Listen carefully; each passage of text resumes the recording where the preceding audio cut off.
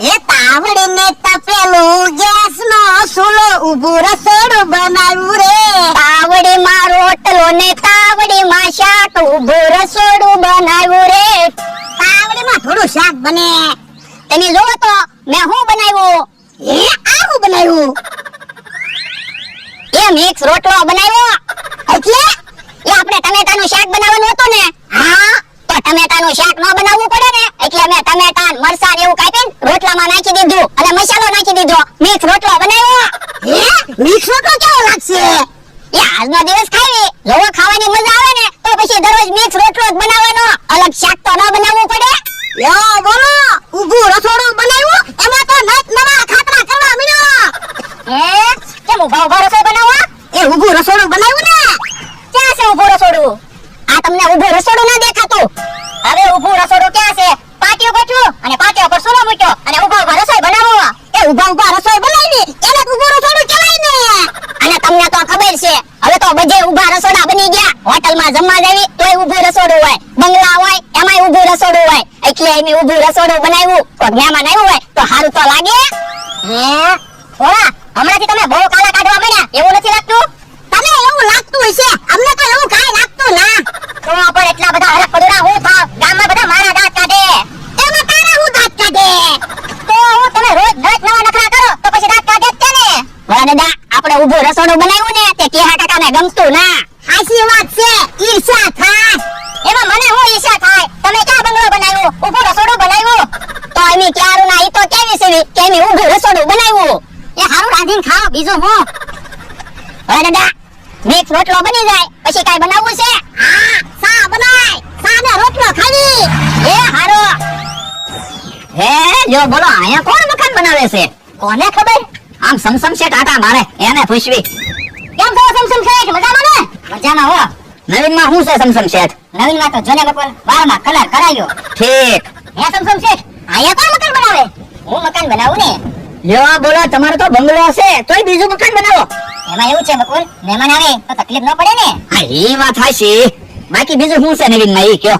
નવીનમાં તો જોને બકુલ વારમાં કલર કરાયો. હા ઈ હાસુ. લ્યો બોલો બકુલ ભાઈ આપણે રહેવા મકાન બનાવવું હોય તોય આપણે વાંધો પડે અને સમસમ શેઠ તો મહેમાન હાટું મકાન બનાવે. પણ સમસમ શેઠ પાસે પૈસા છે, કેવો મોટો બિઝનેસ છે, કેટલી ફેક્ટરી છે, મકાન તો બનાવે જ છે ને. હા ઈ હાસુ. બાકી નવીનમાં શું છે સમસમ શેઠ? નવીનમાં તો જોને બકુલ વારમાં કલર કરાયો. ઠીક. હે સમસમ શેઠ કેટલા માળનું મકાન બનાવો? એક માળનું મકાન બનાવું છું. પણ અત્યારે એક માળનું મકાન બનાવો તોય 20-25 લાખ રૂપિયા જોવે. આ ઈ હાસુ આપણે તો 20-25 લાખ રૂપિયા જોયા નથી. ઈ આપણું કામ છે સમસમ શેઠ મકાન બનાવી શકે. આ ઈ હાસુ. બાકી નવીનમાં શું છે સમસમ શેઠ ઈ કયો? નવીનમાં તો જોને બકુલ વારમાં કલર કરાવ્યો. ઠીક. અને સમસમ શેઠ કાઈ પણ અમારા લાયક કામ હોય ને એટલે ખાલી એક ફોન કરી દેજો અમે બે દોડતા આવી જશું. જાવું જ પડે ને સમસમ શેઠ કોઈ દી મફતમાં કામ કરાવે? ના ના. હા પછી બાકી કઈ નવીનમાં હોય તો કયો સમસમ શેઠ? નવીનમાં તો જોને બકુલ વારમાં કલર કરાવ્યો. ઠીક. સારું મારે થોડું કામ છે. હું કહું સમસમ શેઠ ને ઝપટમાં લેવા છે? બકુલભાઈ આપણે કોઈ દિવસ સમસમ શેઠને શેઠ્યા નથી તો આપણને કઈ અનુભવ નથી. ઈ હા શું સમસમ શેઠ તો બુદ્ધિશાળી છે આપણે શેઠરાઈ જઈશું. તો હું એક કામ કરવી ભોળા દાદાને ઝપટમાં લેવી. ભોળા દાદાને કેમ ઝપટમાં લેશું? મને એક વિચાર આવ્યો. હું ઓરાવો. લ્યો આ એમ થાય. જાવ તો તને બોલાય આવો. એ હારું. ભોળા દાદા વાડિયા હોય તો હારું. મિક્સ રોટલો બની ગયો. હમણે સા બની જાય ને એટલે સા ને મિક્સ રોટલો ખાવાનો છે. બાપા જો તો ખરો સા ઉભરાય. પણ તમે તો કીધું તું સામાં ઉભરો આવવા દઈએ.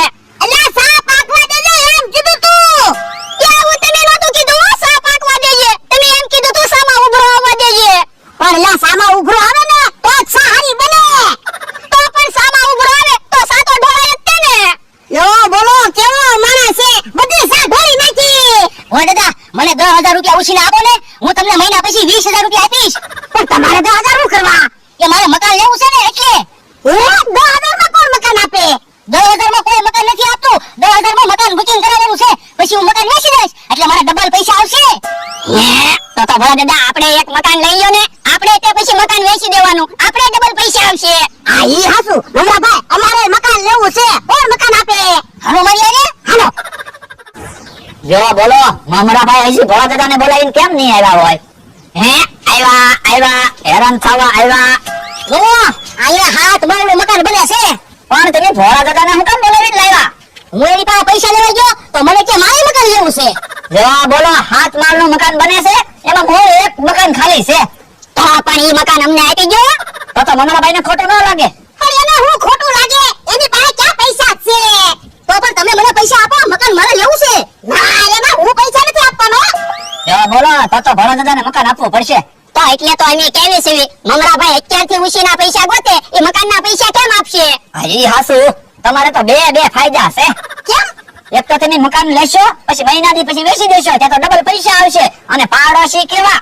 પહેલા મારે સમસમ શેઠ રહે, બીજા મારે બજાર શેઠ રહેશે, ત્રીજા મારે તડુમ શેઠ રહેશે, ચોથા મારે ધડુમ શેઠ રહેશે, પાંચમા મારે પાપડ શેઠ રહેશે, અને છઠ્ઠા મારે સુંદર શેઠ રહેશે, અને હાથમાં મારે ભોળા શેઠ. એકલા શેઠિયા. વાતું નથી કરી, કોના પૈસા આપવાના ઈ છે? પૈસા મને આપવાના, હું બુકિંગ કરું છું. ઠીક બકુલભાઈ, મને મકાન આપો, હું શેઠ છું. તમે કેમ શેઠ છો? લે મારે દુકાન છે, હું દુકાનનો શેઠ છું.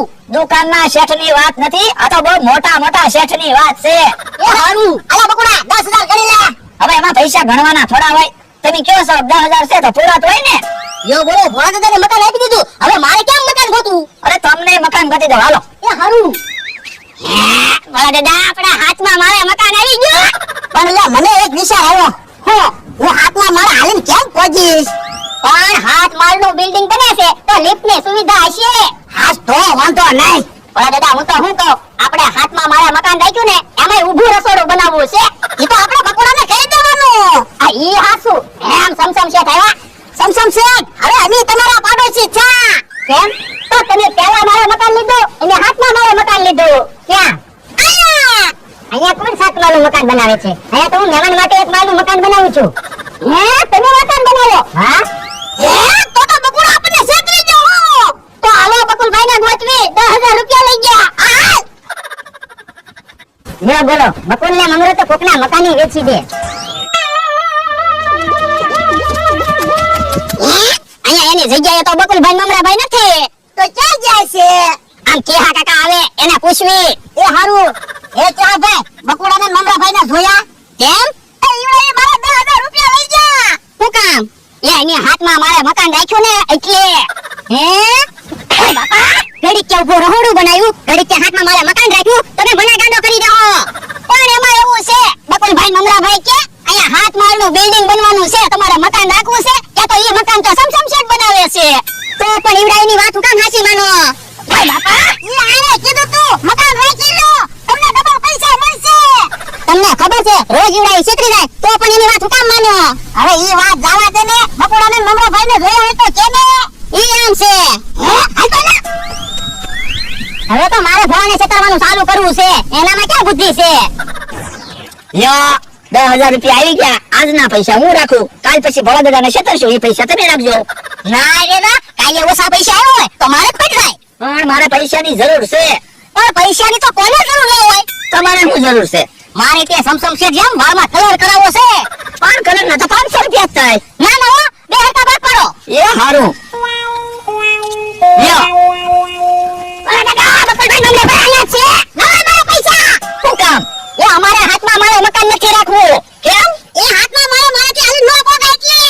તો પણ એમ કયો ને, સમસમ શેઠનું મકાન છે ઈ તમને આપી દેવી, અને સમસમ શેઠને હાથમાં મારે મકાન આપી દેવી. હે?